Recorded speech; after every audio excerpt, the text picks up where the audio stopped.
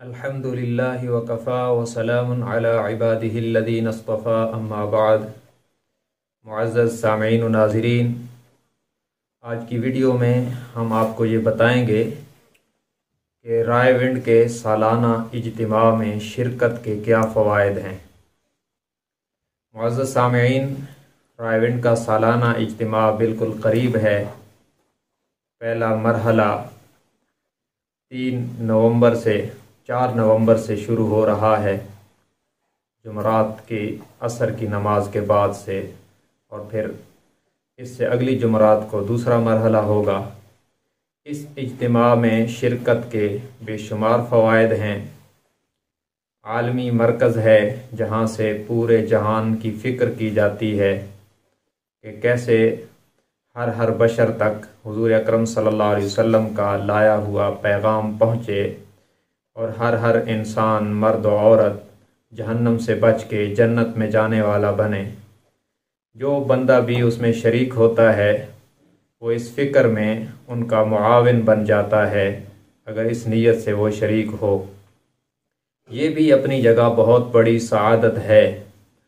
ये आम तौर पर उलमाए किराम बताते रहते हैं, फरमाते रहते हैं, लेकिन आज दो ऐसी बातें मैं आपकी खिदमत में अर्ज़ कर रहा हूँ जो हैरत अंगेज़ फ़जीलतें हैं और हैरत अंगेज़ फ़वाइद हैं इस इज्तिमा में जाने के। पहली फ़जीलत जो साहिब हिदाया ने जमाअत के साथ नमाज पढ़ने की लिखी है, उस हवाले से रायविंड के इज्तिमा में जाने की एक अजीब फ़जीलत है।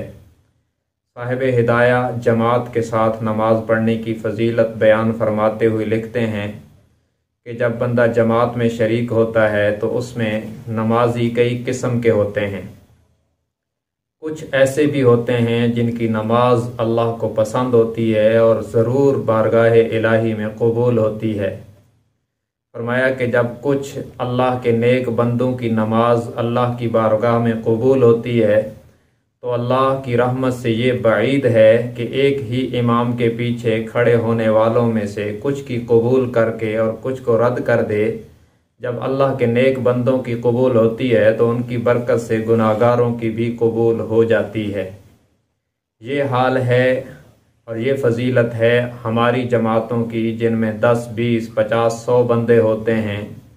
तो क्या अज़मत होगी उस जमात की जो रायविंड के मरकज़ में होती है, रायविंड के पंडाल में होती है। और जमात में शरीक होता है तो उसमें नमाजी कई किस्म के होते हैं।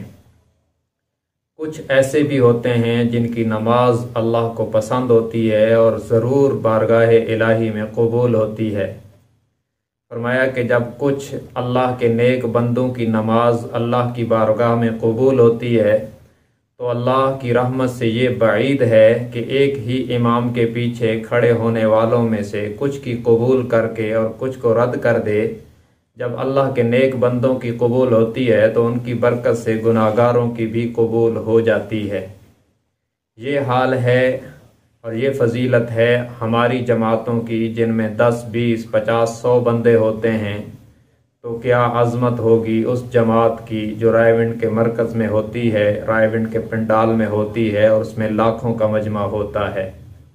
यकीनन हज़ारों इंसान ऐसे होते होंगे जिनकी नमाज अल्लाह के यहाँ कबूल होती होगी। उनकी बरकत से हमारे जैसे गुनाहगारों की भी कबूल हो जाएगी। और दूसरी फ़जीलत वो है जिसमें नबी करीम सल्लल्लाहु अलैहि वसल्लम ने ख़ुद जमात की नमाज की अज़मत बयान करते हुए फ़रमाया कि 4 बंदों की अलग अलग नमाज से 2 बंदों की जमात की नमाज अफजल है। और फिर फरमाया कि 8 बंदों की अलग अलग नमाज से 4 बंदों की जमात की नमाज अफजल है। और फिर फरमाया कि 8 बंदों की जमात की नमाज 100 बंदों की अलग अलग नमाज से अफजल है। जब 8 बंदों की जमात की नमाज 100 बंदों की जमात की नमाज से अफजल है तो रायविंड के पंडाल में जो लाखों लोगों की जमात होती है उसमें कितनी बड़ी फ़जीलत होगी।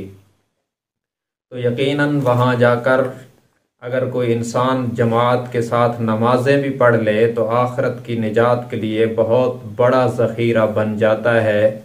और बयानात सुनना اور ذکر کے حلقوں میں، دعوت و تبلیغ کے حلقوں میں شریک ہونا اور نبی کریم صلی اللہ علیہ وسلم کے دین کے پھیلنے کی فکر میں شریک ہونا، یہ ثواب تو الگ سے رہا، فقط جماعت کے ساتھ وہاں جا کر نماز پڑھنا بھی بہت بڑی فضیلت رکھتا ہے۔ اس لیے ہم ان اجتماعات میں خود بھی جانے کی کوشش کریں، اوروں کو بھی دعوت دے کر وہاں لے جائیں۔ اللہ تبارک و تعالی اس عالمی اجتماع کو پوری دنیا میں دین کے پھیلنے کا اور کفر کے مٹنے کا ذریعہ بنائے۔ وآخر دعوانا ان الحمد للہ رب